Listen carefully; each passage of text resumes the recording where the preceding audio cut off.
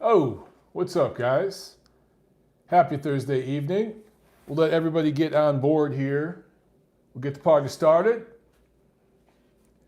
Let me get myself set up over here. Just give me a minute to myself, get things set up. So far, we already have one dislike. I love it.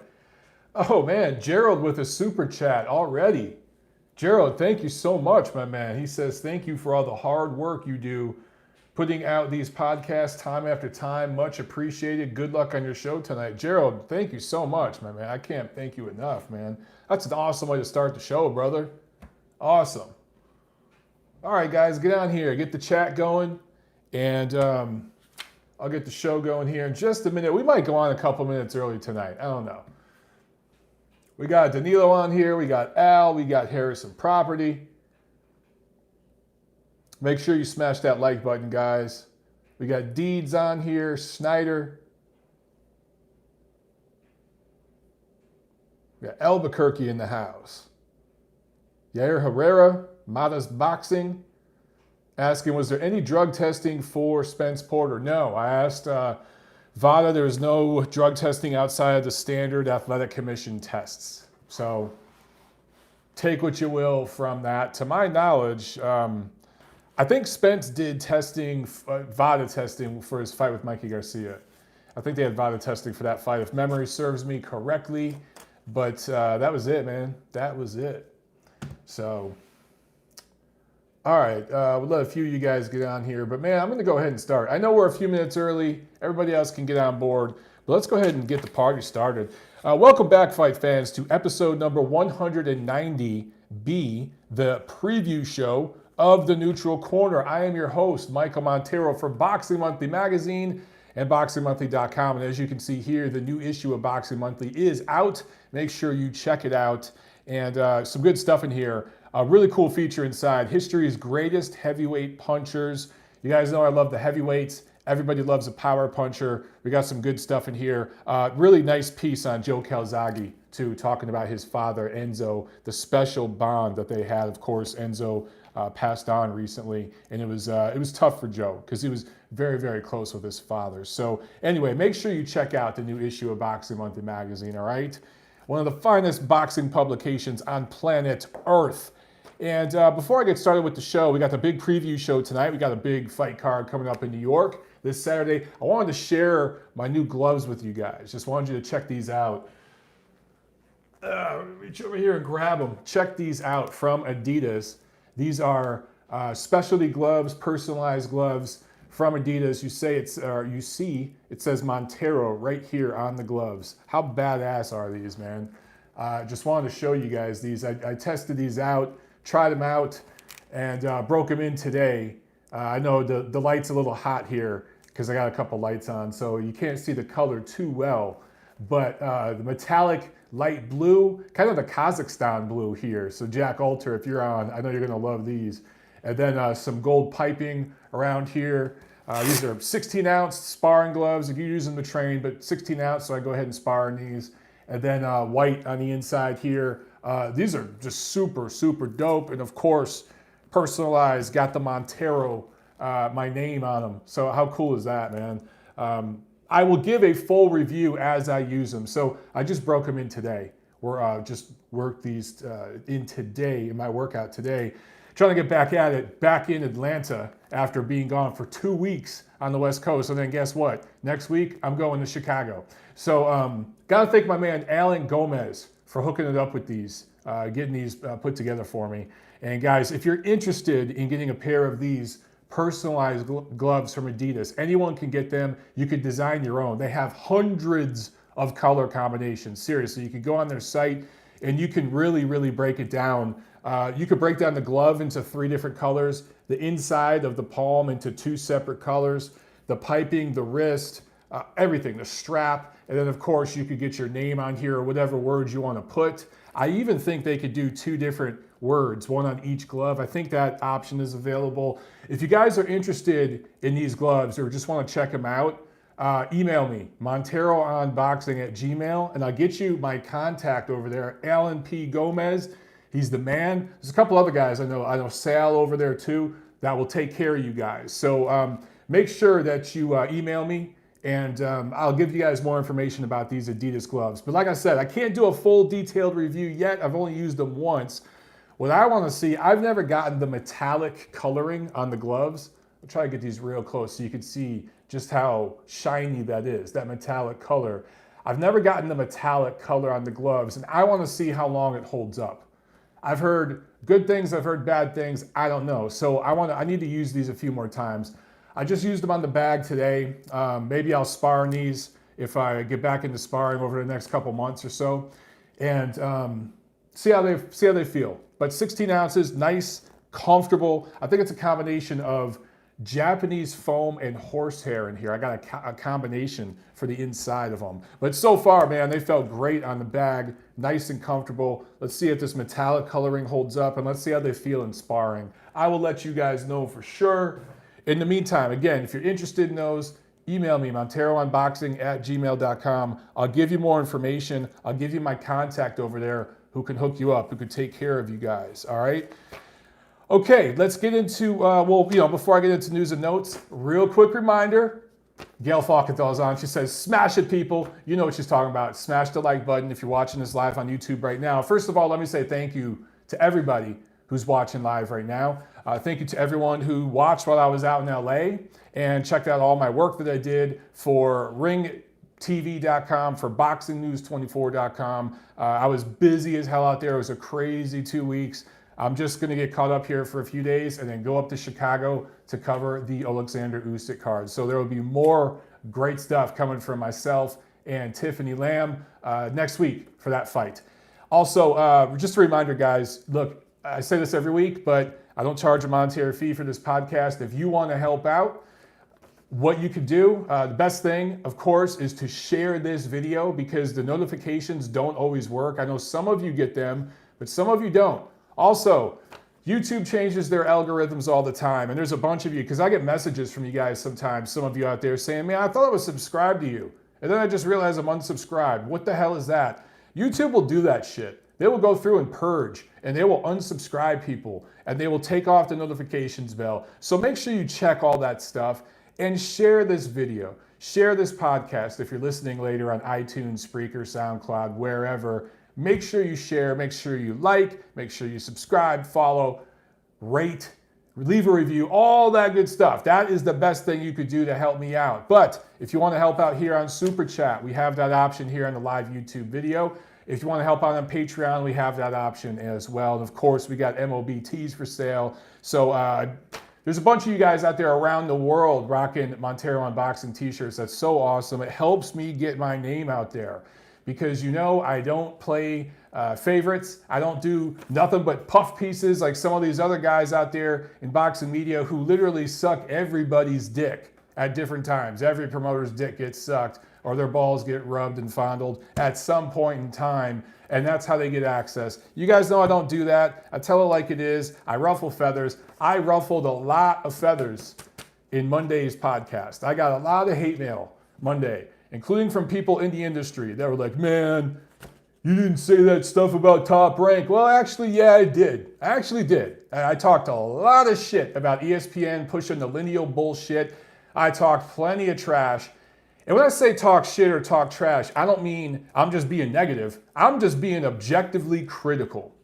And I talked plenty of shit about Tyson Fury, lineal this, lineal that, them comping more tickets than they actually sold. So you guys know I keep it real across the board, and that's why everybody respects me, but not everybody necessarily likes me. So the best thing you could do is help us out here by spreading the word. All right, let's go ahead and let's get into some quick news items, okay? And then we'll do the preview, and we'll get into the chat because there's not that much to talk about. Of course, we got a big fight to preview. I know you guys will have questions. That's why I want to get to the chat. Okay, quick news items. John Molina Jr., the Gladiator, retires. Smart choice. Very, very smart choice. Did not look good against Jose Cito Lopez. Did not look good against Omar Figueroa earlier this year. Legs are gone. Heart is still in it. You guys who saw my interview with him, that was, what, a week and a half ago? Shit, yeah, a week and a half ago. So I was just there in the gym. I saw him work out. I saw him spar. Dude's heart's in it. His head's in it. His hands are in it. His legs aren't. Legs are gone. And it's just time for him to hang them up. He's had a very successful career that he carved out for himself. He's had some great moments, some fights of the year, some rounds of the year, some great comebacks from literally just completely being dominated to one-hitter quitter, boom, come back against Mickey Bay. Make sure you check that fight out if you haven't seen it. Go find that on YouTube. But great career. Good luck in retirement, John. You deserve it. You and your family deserve it. Okay, Joseph Parker pulls out of his heavyweight fight with Derek Chisora. Remember, that was going to be on the Prograis Taylor undercard. I think that was going to be the co-main, October 26th. Derek Chisora was ranting and raving, saying that should be the main event, which is absolute bullshit. No, it shouldn't. But a lot of people were looking forward to that fight. I know I was. I was really looking forward to that fight. But Joseph Parker's out. He has an illness. I heard that he got bit by a spider. I heard all kinds of crazy shit. I don't know exactly what's going on. But he wants to fight Chisora next year. He's out for right now. And I believe they're still looking for an opponent. Eddie Hearn is for Derek Chisora. But Chisora will fight somebody on October 26th. Seiloon Moon says, I hope it's Povetkin. I know that's one of the guys they're considering. So it may very well be Povetkin. It's really up to him. But who wouldn't like to see Povetkin Chisora on that card? I think it just adds to it. You guys know I can't wait for Prograis Taylor. To me, that's just the most anticipated fight for me this year. Azier says, Hunter, yes, Michael Hunter is in the mix. He absolutely is in the mix. Let's see, I see a comment here for Boxing and Bulldogs. Mike is dressed like Frank Stallone singing in mixed gym before the first Clubber Lang fight. Yeah, for those of you who are listening, I'm wearing one of my Puma track suits, and this is a cool blue color. I love this one. I don't even know what kind of blue is this. I'm not sure, but I love this track suit. It's comfortable, and this is what I wear around the house. This is like my pajamas. I love these things. I probably have 5 different Pumas, different materials too. Some of them are kind of felt suede material. Not suede. What am I saying? What kind of? I can't think of the word. Just kind of like a suede material. I got a Ferrari Puma that's dope. Anyway, some of you guys have seen it before. I could talk about that for an hour. All right, Elvi Yildirim tested positive for a banned substance by VADA. This was through the WBC's clean boxing program, which I'm a big fan of. It's not perfect, but I do think it's a good thing. And here's another time where a fighter in their program tested positive for a banned substance. Coincidentally enough, Yildirim was the mandatory that David Benavidez just inherited when he beat Anthony Durrell to get his WBC?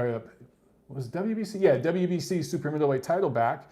And now, remember, he lost his title because he tested positive for cocaine. And now this mandatory, Avni Yildirim, you guys probably remember him. I think he was in Series 1 of the World Boxing Super Series and lost, I think, to Chris Eubank Jr., if memory serves me correctly.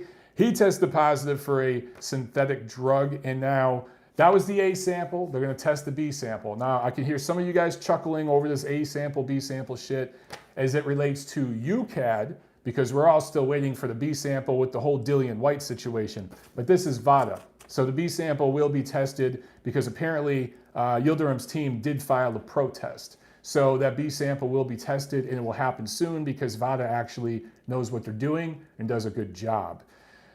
Also, one other news item I thought that I should mention. So last week when we were in LA, I told you guys about this.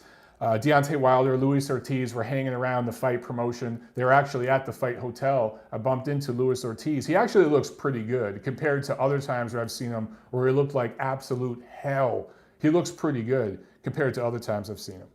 But they had a tiny little presser with some media folks and just talked about that fight, the rematch and everything. And then, of course, they officially announced it. There was a Fox Sports executive VP there, Bill Wagner. Now, he's the executive vice president for a few different things. I can't even remember, but it's like 3 or 4 different areas he's the executive VP for. He's pretty high up in Fox Sports. And he was talking about PBC, their deal together on Fox and what their business plan is. And you guys know one of my biggest criticisms of Premier Boxing Champions and Al Heyman and all those guys, they don't talk about their business plan with the fans or the media. They're completely cryptic, and they leave guys like me sitting around trying to decipher their code talk and figure out what they're doing. But the network guys, they talk. They love to get in front of the mic and talk. And this Bill Wagner kind of let it slip that they're planning on doing 4 to 5 pay-per-view shows a year for the remainder of their contract with Premier Boxing Champions. So I think there's been 5 or 6 in the last 10 months, starting with Fury Wilder all the way till now. I know both of Spence's fights this year were pay-per-view, both of Pacquiao's were. We're about to get another one with the Wilder-Ortiz rematch. That's pay-per-view. So off the top of my head, I want to say it's 6 in less than a year. And that is going to be the business plan going forward with PBC on Fox. Yes, they will continue to do shows once a month on FS1. They will continue to do regular Fox broadcast here and there. But you're going to get 4 or 5 pay-per-views a year with PBC on Fox. So if that's what, $80 a pop, guys, you're talking $300, $400 a year if you're a fan of PBC. Now, a lot's talked about, these apps and $5 a month over at ESPN. So you got to pay $60 a year to get Top Rank on ESPN's fights. And there's a lot of people that are really mad at that, right? And they want these streaming platforms to fail. By the way, they're not going to fail because they're the future of the industry. But over at DAZN, you got to pay $100 a month to get DAZN. And there's a lot of people that bitched about that. Meanwhile, over at PBC, and this isn't me hating, remember, I covered 2 of these pay-per-views. I traveled thousands of miles to cover them live. Both Spence fights this year. So it's not me hating, it's just me telling you the truth. You guys are going to pay $300 to $400 a year to get all the PBC fights if you're ordering these pay-per-views. That gouging that took place this year, that's not just a 2019 thing. That will continue through the life of PBC's contract with Fox. They are going to move away from Showtime and move more into the direction with Fox and use that Fox machine to promote their pay-per-views, and that's where they're going to get their big cash payouts. For Spence Porter, it was reported they each received a $2 million purse, which is true. That's what's officially on the record. What's not reported, what's cryptic, what we all don't know and can only speculate about is the money that Uncle Al's sliding to them under the table, particularly Errol Spence, and what the pay-per-view upside money will be for each of those guys. They're both going to make a lot of money. Errol Spence certainly getting very good money for that fight with Sean Porter, and that's why they're going the pay-per-view route, because they can start getting those big paydays. Are they getting the paydays Canelo Alvarez or Gennady Golovkin are getting? Not quite there. Deontay Wilder is. But Spence and those guys are a little bit short of that. But dude, next year, you're going to get, don't be surprised if Spence Garcia's pay-per-view. That's not a pay-per-view fight, but it probably could go to pay-per-view. I don't know. It's early in the year. Maybe they shoot their wad and all their budget goes to that fight to put it on regular Fox. But it's very possible because at least 4 or 5 shows in 2020, and this is from Bill Wagner, Executive VP at Fox Sports, at least 4 or 5 shows next year are going to be on Fox pay-per-view. And that's going to be the plan going forward. So look, don't shoot the messenger, okay? That's what's going on here. Now let's get into the preview this week. So one card we have on Friday, October 4th on ESPN+. There is a little featherweight tournament at York Hall in London, and this will be on Sky in the UK as well. No real crazy notable fighters or anything like that. But that's going to be picked up by the Plus here in the States if you want to check out some boxing Friday.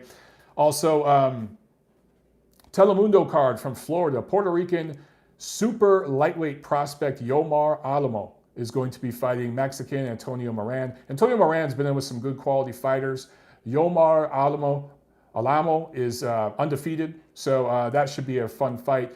And Puerto Ricans, they usually draw well in Florida. There's a big Puerto Rican population there. So Saturday, October 5th, there's a Showtime card from Flint, Michigan, and this card features undefeated welterweight prospect out of Philadelphia, Jaron Ennis, 23-0 with 21 knockouts, going up against an Argentinian with a dog shit resume, so expect a huge knockout win here. Damian Daniel Fernandez, I think Ennis is going to destroy this guy. It's pretty much a showcase. Also, Michigan heavyweight, I think out of Saginaw, Jermaine Franklin going up against Czech fighter Pavel Saur, who is 11-1, only stepped up once in his little brief professional career. against Filip Hrgovic in 2017 and was knocked out in 1 round. So guess what Jermaine Franklin's going to do to him? So I've kept an eye on Jermaine Franklin because he's from my home state. He's a heavyweight. And the last few times he's fought, he's been on ShoBox a few times. He just hasn't been very impressive. Has not been very impressive at all. And I think they're stepping him back a little bit in opposition. If he can't get this dude out of there, I don't know what to say. He should be able to get rounds in with this guy, soften him up in the middle rounds, and get rid of him late. If he doesn't, I don't know. I don't know what to say. Also on this card, of course, Claressa Shields. She is fighting in her hometown of Flint. First fight at junior middleweight. Dumped her middleweight titles and is fighting at junior middleweight against Ivana Habazin for the vacant WBC and WBO 154-pound titles. Claressa Shields will win this fight by a fairly wide decision. Claressa Shields yet to drop or knock out a fighter in her professional career, yet constantly bitches about not getting fan love, not getting equal pay. Well, here's your chance. You're going to win vacant titles once again in another weight class, but drop this chick. Knock her out. Make a statement in front of your hometown fans. That's how you get people buzzing. Let's get to New York, guys, where this is the big card of the week. Madison Square Garden, New York City, on DAZN. And in the main event, Gennady Golovkin taking on Sergiy Derevyanchenko for the vacant IBF middleweight title. We'll talk about that fight in detail in a second. Let's get to some quick undercard stuff. 3-0 Uzbek junior middleweight Israel Madrimov going up against Mexican Alejandro Barrera. Barrera does have some experience. He's been in there with Carlos Adames, a good quality prospect. He fought Errol Spence a couple years back, got knocked out, and some other notable guys. So Barrera is a nice little step up in opposition for Madrimov. This will only be his 4th pro fight. I expect a big win for him in this fight, probably a mid-round stoppage. Also, Ivan Baranchyk coming off that first loss of his career to Josh Taylor in the World Boxing Super Series semis, going up against Puerto Rican native Brooklyn resident Gabriel Bracero in a 10-round, 140-pound fight. That should be pretty good. I think that's going to be pretty competitive and entertaining. Of course, you got to favor Baranchyk down the stretch. Also, Ali Akhmedov, who is promoted by Gennady Golovkin's promotional company, and they're really excited about him. 15-0 super middleweight going up against Phoenix native Andre Hernandez, who has fought Caleb Plant, Jesse Hart, and others. So this guy Hernandez, again, experienced. He's overmatched. This is a showcase kind of a fight. But for Akhmedov, who is a prospect still as a pro, this is a minor step up for him because a lot of people are shitting on this matchup. Again, Hernandez has been in there with good fighters. He's lost every time. But again, he lost to Caleb Plant. I think he was stopped by Jesse Hart. So we can really kind of gauge where Akhmedov is at by his performance against Hernandez. Of course, styles make fights. You know that whole thing. But he should dominate if he is who we think he is. And everyone's pretty high on this kid. So Madrimov and Akhmedov, those are 2 guys on the undercard you want to make sure you check out because they're up-and-comers. I've told you guys about the Uzbekistanis. They're going to be they're going to be like the next Ukrainians, I'm telling you.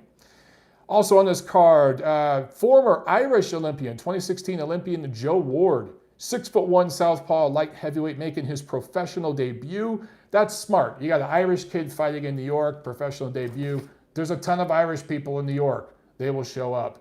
So that's smart. Other prospects on the card as well. But main event. So a lot of people have talked about this fight between Golovkin and Derevyanchenko, and there's 2 views on it. Some people view this as like a 50-50 matchup because they really think Golovkin is faded. And then some people, they don't know who the hell Derevyanchenko really is, so they view this as another hand-picked opponent that he's going to blow through. I think both of those viewpoints are ignorant and incorrect. I think the truth lies in the middle. For me, and I've been saying this since this fight was signed, it's a barometer of where Triple G is at right now in his career. It could go 2 ways. It could end in a close, unanimous decision win for Gennady, let's say a 115, 113, 116, 112 kind of decision. I could see that happening. I could also see a dominant performance from Golovkin where he slowly breaks Derevyanchenko down after 3 or 4 competitive rounds, and in the middle round starts really chopping him up with his jab and stops him late.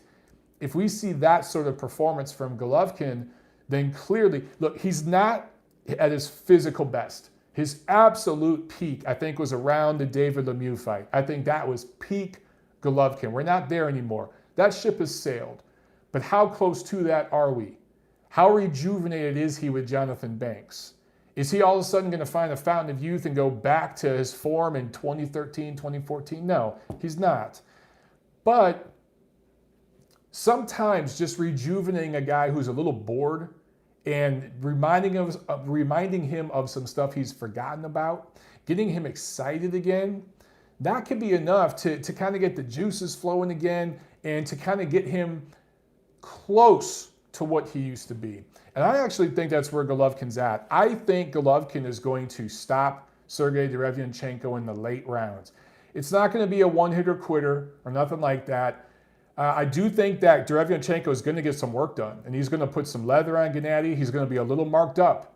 Golovkin's going to have some bruises and some swelling and some redness on his face when this is all said and done. It's going to be even maybe after 4 rounds. Don't be surprised. If 4 rounds in, it's 2 rounds apiece. But into the middle rounds, the jab and the movement from Golovkin and the combination punching, that is what Jonathan Banks is focusing on. Combination punching. You know, I was out there in LA. We saw Jonathan Banks. Gail, she's on the chat. She could tell you guys some of the things he said as well.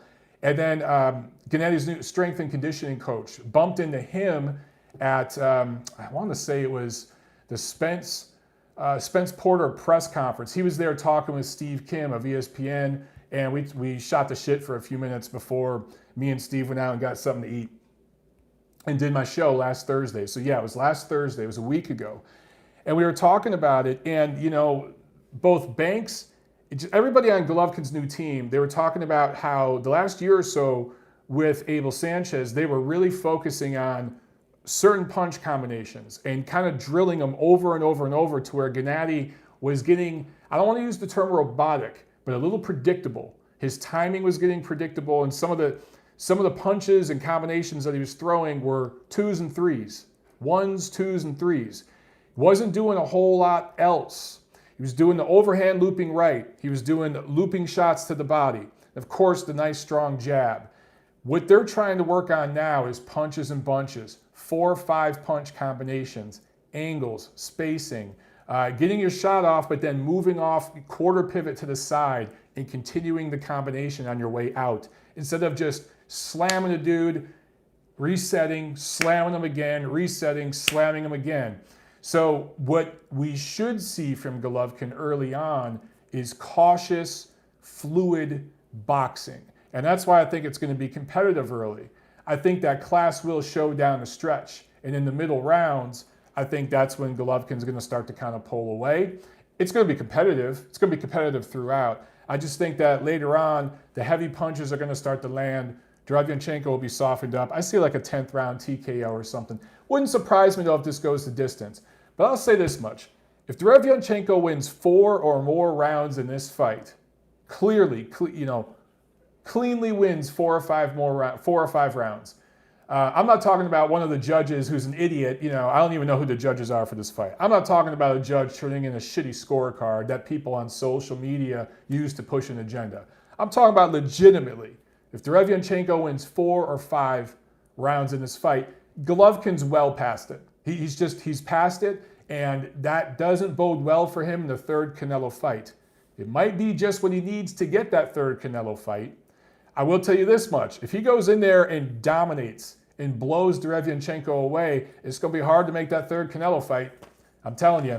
There's another thing that Golovkin's new team talked about when we were talking off the record. And I'm not naming names right now because I don't want to put anybody in an uncomfortable situation publicly, okay? I'm just going to say this. I was told this off the record. This was their opinion. They probably wouldn't say this on camera. They weren't even working with Golovkin yet when they saw this second fight between Canelo and Golovkin.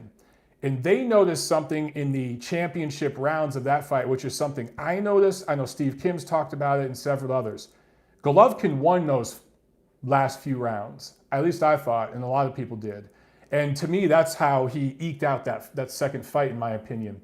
Not everybody agrees. Some people feel that Canelo did enough to win some of those late rounds. But if you look at the body language of Canelo, the last 2 or 3 rounds of that fight, and Golovkin seems to have found something in those last few rounds against Canelo in the Canelo rematch, where I felt, and many others, in fact, most people ringside, felt he rebounded and eked out that second fight, that rematch. He found something. And what some certain folks on Golovkin's team, his new team, and remember, they weren't part of his team during that fight, they think that Canelo and his team noticed it too. And they think that's why they're hesitant to do the rematch and why they kind of want to wait and see Golovkin against another top 10 guy and see where he's at. They were in a position before they ever fought, the Canelo side was, to wait out Golovkin. And they waited him out to try to get him a little older, and finally they fought him, right? And they eked out that decision in the second fight, and then they're like, whew, wipe the sweat off their brow and thought, okay, let's move forward and get some more money. And got that huge contract with DAZN and everything else. But I'm telling you guys right now, the last few rounds of that rematch, look at the body language.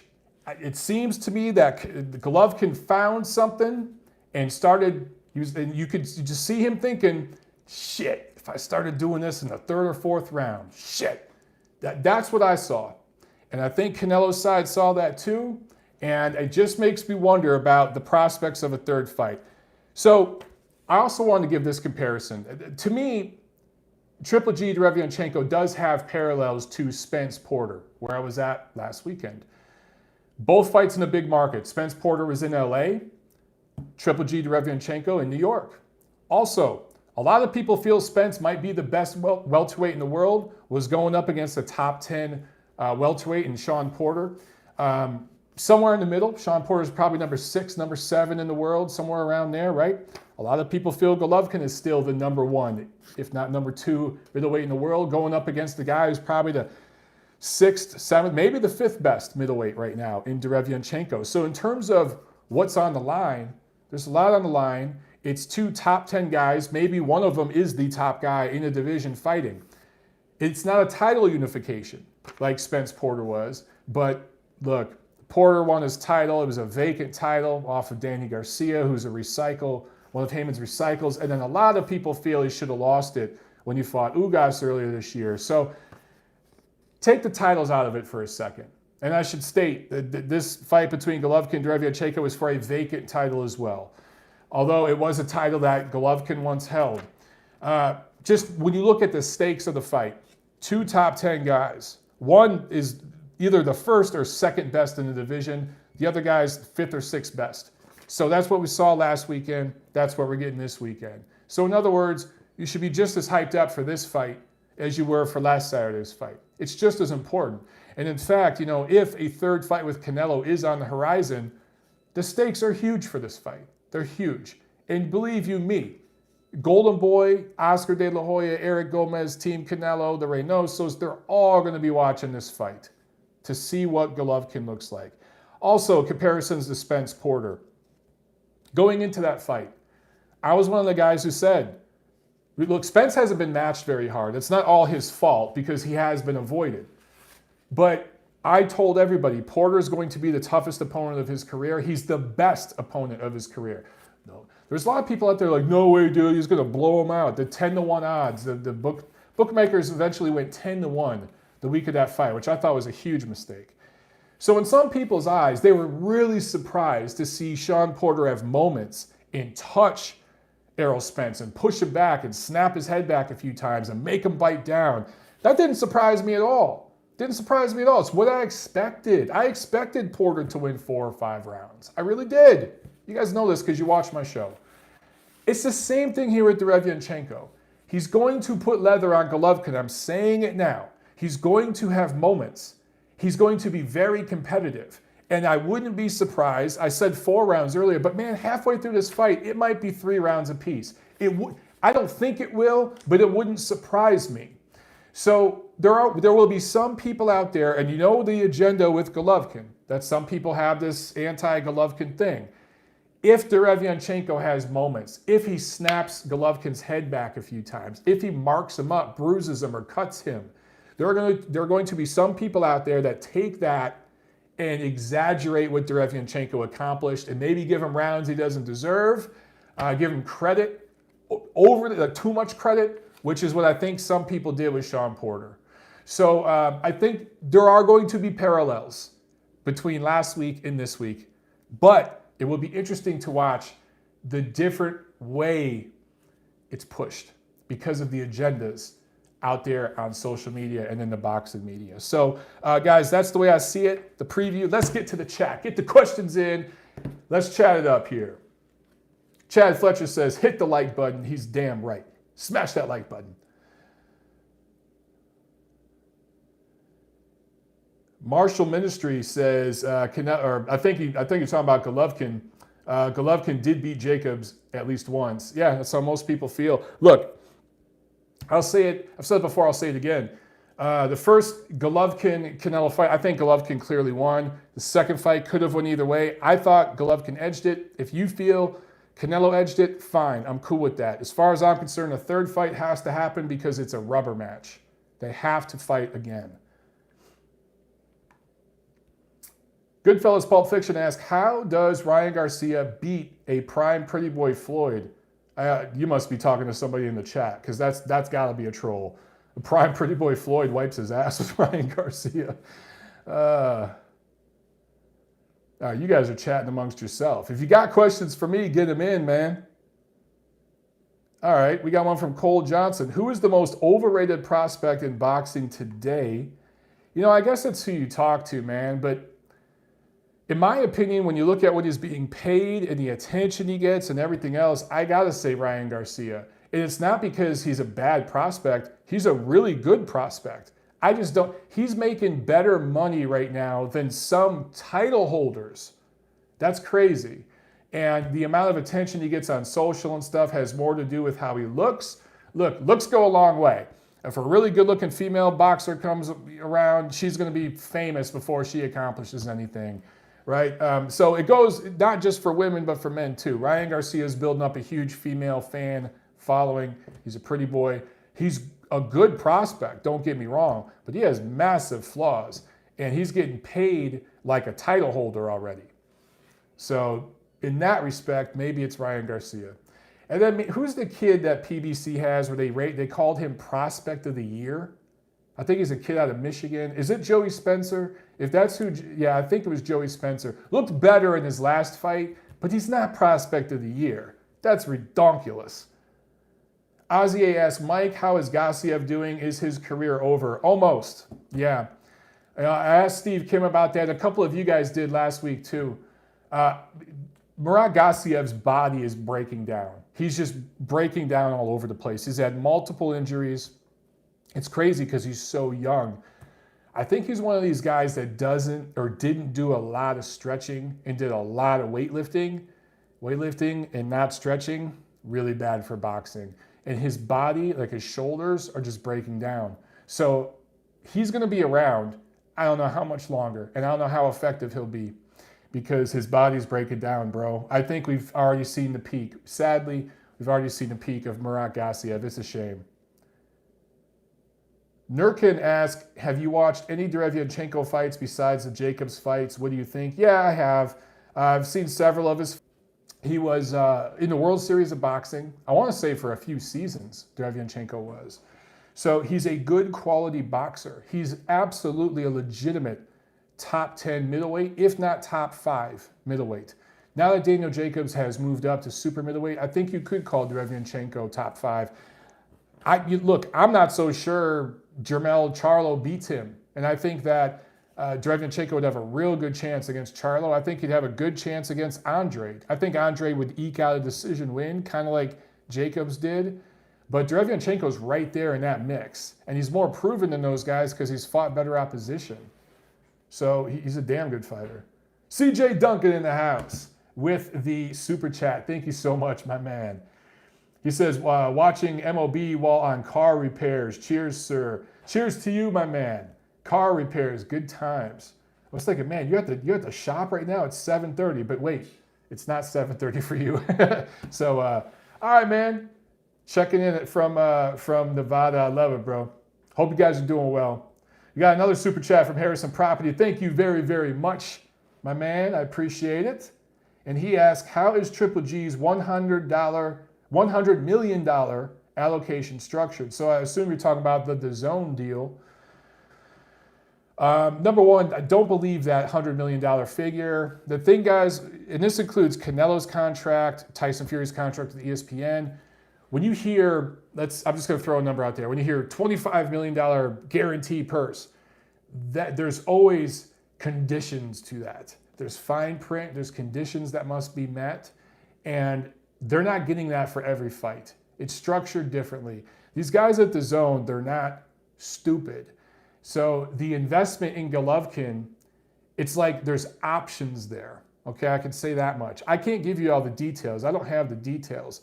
But I can tell you that, yes, there's a certain amount of money that's put forth that's guaranteed, but then there are options. It's almost like little bonuses. If you maybe compare it to an NFL contract where a quarterback, maybe he gets a bonus if he throws more than 20 touchdowns, if he has less than 10 interceptions. If certain conditions are met, he gets more money and he gets the full amount of the contract that's reported through the media. The media is not going to report that shit. Number one, they're not in the room where the contract's being signed. But number two, it doesn't get the same headlines, right? What gets a headline is $100 million. That's what gets headlines. So for Golovkin's deal, it is for 6 fights for 3 years. He's going to fight maybe 3 times a year. It is possible. If he does, then it's going to be shorter than 3 years. But it's more likely he fights twice a year. And so you're going to get him fighting 2 fights this year, 2 fights in 2020, 2 fights in 2021. And then after that, it turns into a promotional thing. And there will be options for more fights with DAZN. But both sides will have options, Golovkin's side and DAZN's side, should they want to continue moving forward together. But if Golovkin never fights again, he will continue to work with DAZN with his promotional company. So he'll just kind of turn into a promoter. And I should note, seeing him last week, and Gail can talk about this if she's still on. Gail, did Gennady not seem more relaxed, more happy, more jovial than he's been recently? It seemed to me around that whole Canelo rematch situation, he was really unhappy. And I think part of him feels he's sold out for the money, and he was kind of doing what a few other people wanted to do as well. Not just him, but maybe he was also playing to someone else's tune, if you will. And now he's doing everything 100% his way. He's completely doing what he wants, the way he wants to do it. How that turns out for him, we'll have to find out. But it just seemed that before he was marching to someone else's tune, kind of, and now he seems so much more relaxed. I think a big part of that is this deal with DAZN, the options it gives him, the freedom, and he is looking into life after boxing. He very clearly already is. He made that very clear. Gail says, to the general group, he was happier, but he's still rather dismayed about the whole boxing business. Yeah, it's a good point, Gail. Yeah, I think he still feels that he got robbed against Canelo. Now, again, I'm not using the R word. The first fight, he was robbed. The first fight against Canelo, he was flat out robbed. He also feels that he was kind of screwed over by the IBF. He feels he shouldn't have been stripped. So he feels the boxing business, has kind of been shitty to him. But you look at the amount of money the guy's made, and now what he's got going forward with his promotional career and stuff, I think clearly boxing's been real good to him as well. And, he's probably got mixed feelings about it. Gail says, if you saw his presser in New York this week, he got a little exacerbated with the boxing media for asking nothing but Canelo questions. Yeah, I annoyed him with some Canelo questions too. I know I did. He was professional about it, but I know I did. Let's see. You guys are talking about Lance Pugmire. He's not happy with the new Triple G demeanor. I don't know what you guys mean by that. I'm just getting caught up in the chat here. So you'll have to give me some details. I didn't even know Lance Pugmire had a podcast. Gail said, Triple G said on record, to me, boxing is an ugly business full of ugly people. He really unloaded on me and he allowed me to quote him. Yeah, I remember seeing that one, Gail. I think that's when you went and talked to him alone, right? That was the same lunch, but I remember that. Saloon Mooney says, are you totally thrilled for Jamal Charlo versus Dennis Hogan? What the hell are they doing with Jamal Charlo? You know, I find it funny that some of the same people that say Terrence Crawford needs to cross the street and you know, sign with Al Heyman and it's his fault he's not getting big fights, they're completely silent about the Charlos. Or I should say Jamal Charlo, because he's at middleweight right now. Box Doctor says Charlo going to get beat by Hogan. Hogan's got to win 9 rounds to get that decision, bro. I think Charlo's going to beat Hogan.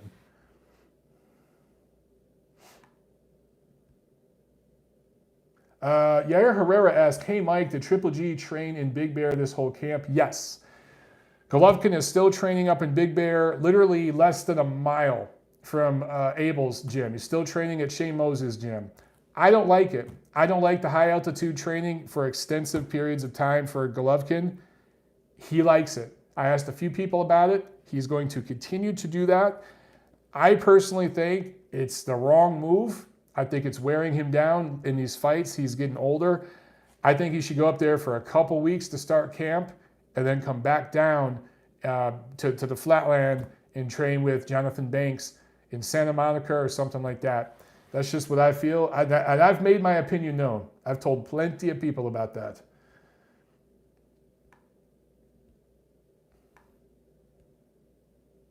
Yeah, I'm just reading some of you guys' comments here.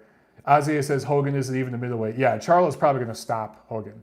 Completely different style there, guys. Completely different style than, you know, Hogan, you know, some people feel Hogan should have a junior middleweight title right now, but look, against Charlo, I think Charlo probably is going to stop him. Carlos Cabrera says, Yildirim got caught on PEDs. Yep, I talked about that in the beginning of the show. Apparently, though, he filed a protest and he wants the B sample tested, so we'll find out what happens. By the way, this whole A sample, B sample thing, fighters really think that there's something to it. There's not. Do you know the lengths the people at VADA go to make sure the samples are contaminated? If you piss into a cup, they take a little bit of it and put just a little bit in this container, a little bit in that container. It's the same piss. So whatever was in that piss that's in the A sample, it's the same damn sample as the B sample. But fighters, it's their right to protest and demand the B sample be tested. I got some more comments here from Gail. She says, here's the quote from Lance Pugmire's article. For those of you who don't know, Lance Pugmire writes for the LA Times. He's covered boxing for a while. He does know his stuff. I think he doesn't score fights very well, but he's another guy. I kind of put Lance Pugmire in the same category as Dan Rafael, Mike Coppinger, Kevin Iole. These guys are very good at establishing relationships with fighters, promoters, managers, and such, and putting out stories and breaking news and stuff like that. They're not very good at analyzing fights and scoring fights and gauging a matchup, you know, or where a prospect or a champion is at. Not exactly the best boxing historians. Raphael's pretty decent with boxing history of that group.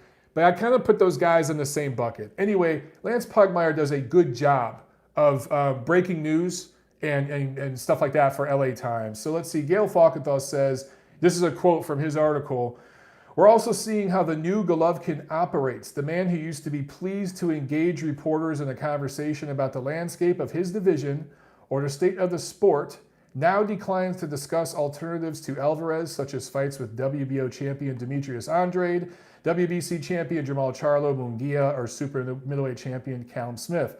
Well, Gail, you were there and you saw me ask Golovkin about those guys. And you guys have seen my interview with Golovkin from that meeting. I asked him about all those names, and Gennady said he'd be willing to fight all of them.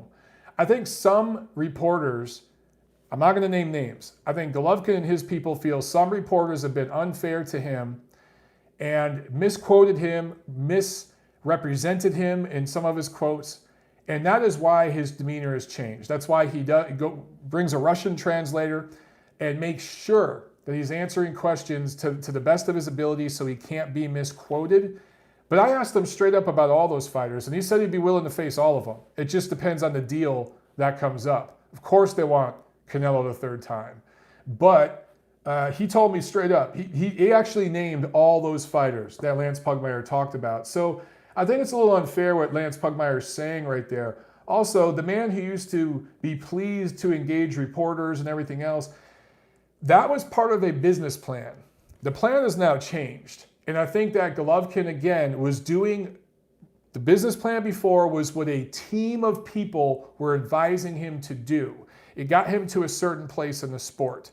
He feels that the sport shitted on him in some ways, and now he's recalibrated, and they're doing a different business plan. It's not about all the belts. It's not about good boy and big drama show. It's not about those things. It's about just him going out there and doing his job, and he does absolutely care about his legacy. I know he wants a third Canelo fight. I know he wants to win titles. I know eventually he'll move up to super middleweight. Wouldn't be surprised if he fights Callum Smith next year if Canelo tells him to get lost. So those things will happen. But the guy that was doing all these media events and being Mr. Friendly, and all, guys, that's gone. And I've been telling you guys for years, that's not really who Golovkin is. He's a serious guy off camera. Completely professional, wonderful professional guy in terms of going about his work. But plans change, man. Plans and motives and just the way you go about things changes throughout a career. Guys, look at all your professional work careers, whatever you do. I'm sure that your tactics and the way you go about your job, the way you communicate to your boss, maybe you've become the boss. That's kind of where Golovkin sits right now. He's kind of become the boss. But you'll change companies, right? You'll change positions, change locations. And it's the same thing with a fighter, man. They're not going to say the same thing and be the same way year after year. And I just think that he feels, again, this is me speculating. It's me going off of things I've seen and heard, that he's doing his shit his way now. And that's it.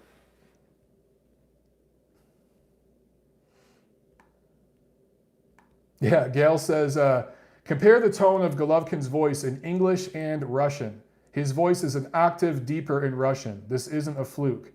Absolutely true. Absolutely true. When Gennady speaks in Russian, that's the real dude. And Gail, she could tell you about this as well.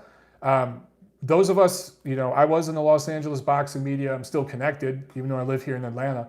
But those of us who were part of Golovkin's journey as he came up saw how different that guy was in the gym when the cameras were off. We saw a different dude. That's the real guy coming out now. So I think, and Lance should know that. He's been around, he's seen, but maybe he hasn't been around Gennady with the cameras off. Maybe he hasn't. So in fairness, maybe he hasn't seen that. I don't know. Saloon Mooney says, I read Billy Joe Saunders turned down Andrade at 168. What's up with that? I'm not sure, Saloon Mooney, but I know that Billy Joe Saunders was turned down a million fights with a million different guys.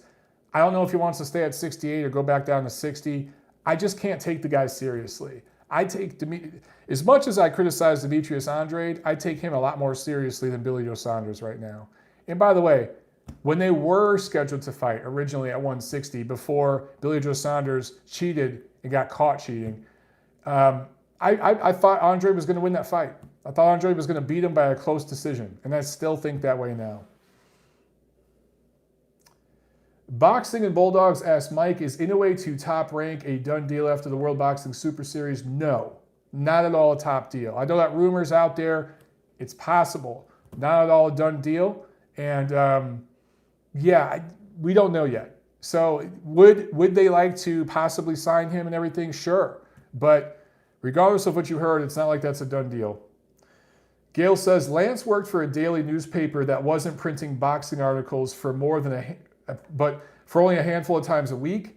He never went to workouts or hung out in gyms, so now he has to do it for the Atlantic. Well, there you go. So there's a learning curve there. So thank you, Gail, for providing that perspective, because I didn't even think about it that way, but you're so right. because he was with the LA Times, and now they got some new kid who doesn't even like boxing, who's covering boxing, which that just, yeah, LA Times, there you go. Better than the New York Times, but not by much. But yes, now he's going to gyms and hanging out and seeing a different side. He's actually learning about the sport now. The way that, you know, guys like me, just knowing boxing and understanding it and being around the fighters. You guys know I like to train. I like to go in the gym and hang out with the fighters and train alongside them. I'm not necessarily going in there and getting punched in the head by Golovkin. I want none of that shit. But I will go in the gym and work out and see what guys are doing. And because I like working out myself and keeping in shape and everything. I was an athlete in my youth. So I do think that gives you a different perspective. And some of these guys, and again, I like Lance. He does a good job for what he does. But I do think there are different media guys that kind of serve different roles. And I put Lance, I put Coppinger, I put Raphael, I put Aioli in a certain basket. And if they stay in that lane of just breaking news and writing articles, kind of doing little interviews and posting that stuff, I think they do an outstanding job at that.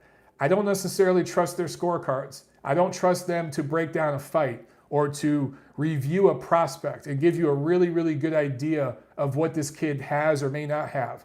Because they just don't, they're not boxing guys. And that's not a put down, it's not a diss. I'm not saying that at all to diss them. They're just not boxing guys. They like boxing, but they're not boxing guys. I doubt any of them have ever fought once in their life. Nothing wrong with that. Just saying, it does give a different perspective. There are guys in the boxing media who actually have fought a little bit, or even if they haven't, they go to the gyms, they train, they understand the mentality of an athlete, of a fighter, to a certain degree. You know, a guy that I saw at that Golovkin presser along with Gail, Albert Baker is a great example. You know what I'm saying? Military guy. He knows what it's like to be in the gym. He knows what it's like to put on gloves. He understands that process. Is he a fighter, a professional fighter? No, of course not. But he understands that process better than some of these other guys I mentioned. You know what I'm saying? Let's see. Mario G says, real journalism is dead. I don't know. Not all the way. John Newton with the super chat. Hey, thank you very much, John. He says, will we see Callum Smith versus Plant or Benavidez in 2020? I hope so. Look, for PBC, if you watched my show Monday, I kind of really ranted against PBC a little bit, but they kind of deserve it right now. And the one thing I understand PBC, what they're doing and why they're doing it. I just don't like the dishonesty about it and them trying to manipulate fans and how it works because they have allies in the credentialed media that kind of do puff pieces for them. And we should see Caleb Plant and David Benavidez unified titles before next spring. They should unify titles. Okay, you know what? Before next June. I'll give them the first half of the year. If they don't, that is a damn shame. I understand why neither one of them wants to go fight Callum Smith. That's outside of PBC. But those guys are both in PBC. They're both in their youth, their physical prime. Unify the damn titles. They should. But will they? I don't know, bro. Meanwhile, I talked about this Monday. World Boxing Super Series completely unified the cruiserweight division in a fucking year last year and gave you guys Alexander Usyk. Presented him to the world. Right? And there's several other examples I could give you of that. Top Rank cleaned out 140 with Terrence Crawford. They're cleaning out 135 right now with Vasily Lomachenko. We're not seeing that on the other side of the street. We need to see it more. Oh, we got another super chat from Nurkin. I think you're in Hong Kong right now, bro. Is that what HK is? Is that Hong Kong? Thank you very much for the super chat. I thank you very, very much for that. He asked, any tips on improving boxing skills that you do? Well, there's a million of them. I will say, if you're not stretching, I think obviously this is, a no-brainer, but you need to stretch. I think a lot of guys lift so many weights and don't stretch. Also, you need to do boxing-specific movements. A lot of guys that lift weights, they'll get on machines or they'll bench press with the barbell. I like bench pressing with dumbbells. I like doing lunges because it's one leg at a time over squats. I like doing box squats because you can sit down. If you're going to do squats with both legs, You can sit down fully and then explode up. Doing explosive movements, compound movements, deadlifts, power cleans, things that work on your explosiveness, that is going to correlate into boxing when you're punching. But you'll see a lot of guys get on there and they're on these machines. They're doing squats on the Smith machine. They're just doing bicep curls and stuff like this. That's not going to help you box. So if you're doing that shit, stop. Start doing compound movements, compound lifts, and that helps with your explosiveness. Also, you ever use the ladder? The little ladders you can buy and throw on the ground? You could do all sorts of boxing drills with that ladder. Lay that ladder out in front of a mirror. You could step in, step out, step in and jab, step in and jab, double jab and step through the ladder, back and forth. You can work on side-to-side movement. You could do so much with that ladder.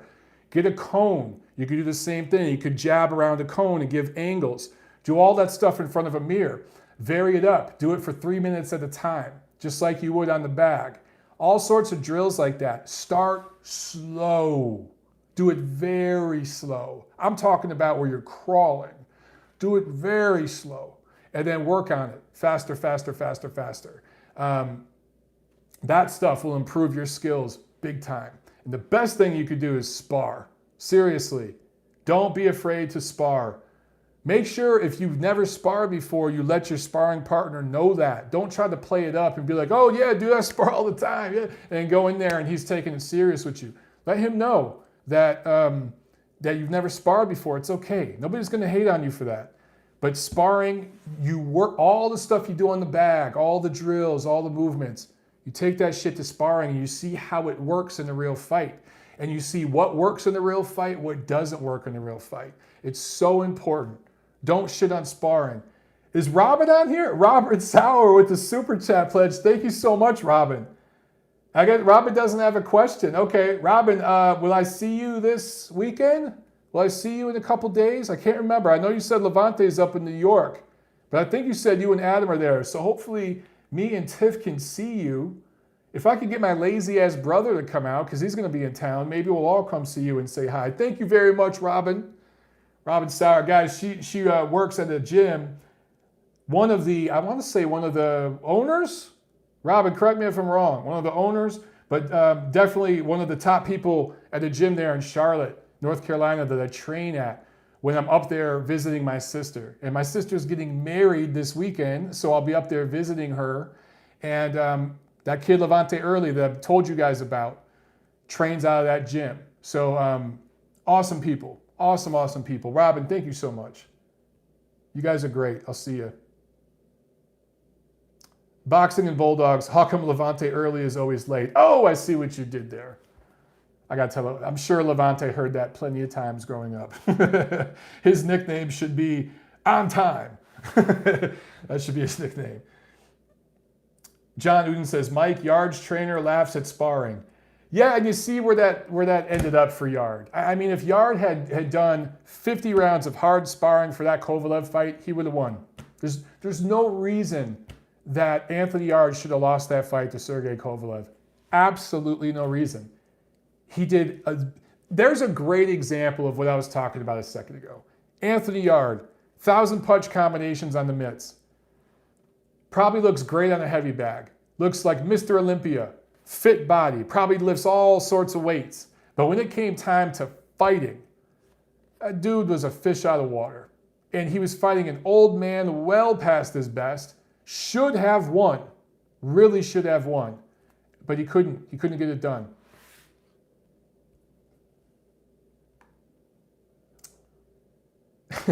Andre Smith said, am I in the mafia with Grandpa Bob? Grandpa Bob's not in the mafia. But Grandpa Bob has met people in the mafia.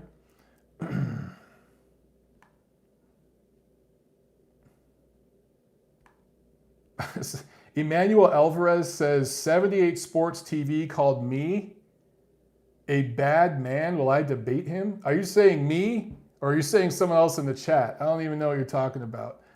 I don't even know who that dude is. I think it's a YouTube guy, right? Look, he could get in line. There's 1,000 people who call me bad and all sorts of other mean, nasty shit. What are you going to do about it? Somebody threatens me or my family? Well, that's a different discussion.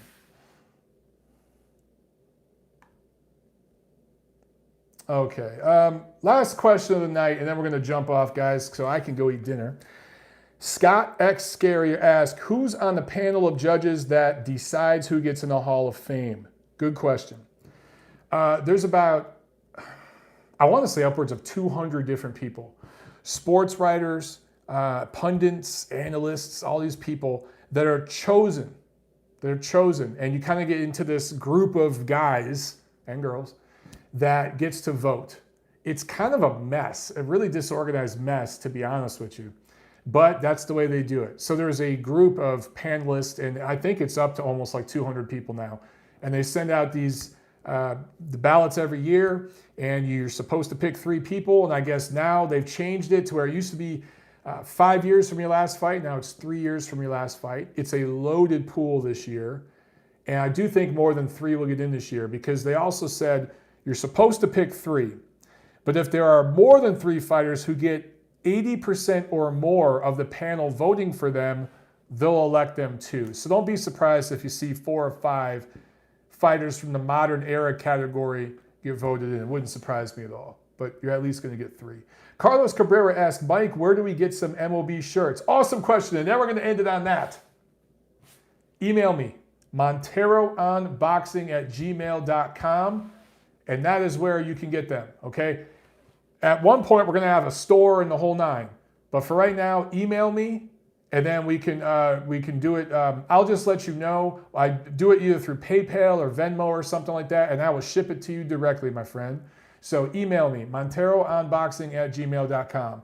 All right, guys, that's it for this show. Make sure you smash that like button and spread the word about this show. Chris Bergen says, get a t-shirt, boys. I just got one sent to the UK. Yes, you did, Chris, and it looks great on you. Chris posted a photo in the pic. Fits perfect. You look like a badass in it. I love it. Thank you for the support, Chris. And thank all of you for the support, for watching. We'll do it again Monday night, all right? Enjoy the fights this weekend. It's going to be fun. I'll see you at the fights.